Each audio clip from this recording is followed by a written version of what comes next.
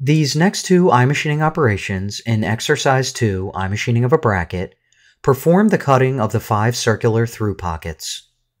Double-click on iRough through pockets 1 in the cam tree to open the iMachining operation dialog. By clicking Show in the Geometry branch, we can see that 5 chains are defined to represent the 5 closed pockets. Since the pockets are closed, with no PreDrilling or EntryChain defined, helical ramping is used to enter the bottom of the pockets. Exit the Show Geometry dialog by clicking Cancel.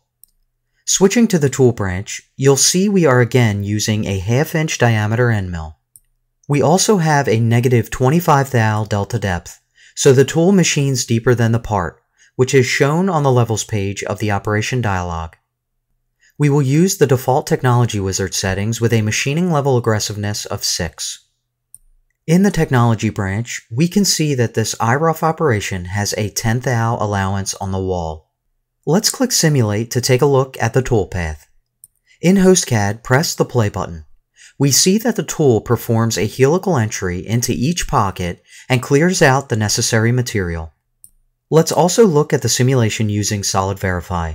Press Play again to view the cutting tool moving through the solid stock material.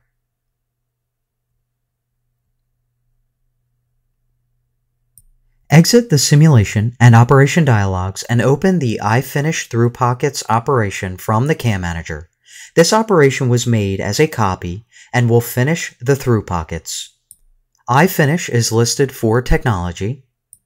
The copy geometry selections, tool, and milling levels are all used from the previous iRough operation. We will use the default Technology Wizard settings with a machining level aggressiveness of 6. Switch to the Technology branch. Under the Technology tab, we can see the wall island offset value is now set to 0 and is locked from being changed. Also, under the iRest Data tab, note that the previous iRough Through Pockets 1 operation appears in the Parent Operation combo box. Let's click Simulate. First, we'll use the HostCAD mode to view our wireframe toolpath at work by pressing Play. Then, we'll look at the machining of our part in Solid Verify. Using the slider, first slow the simulation speed down and then press the Play button again. The finishing of each through pocket is performed with a single cutting pass. Let's exit the Simulation Control Panel and then exit the iMachining Operation dialog.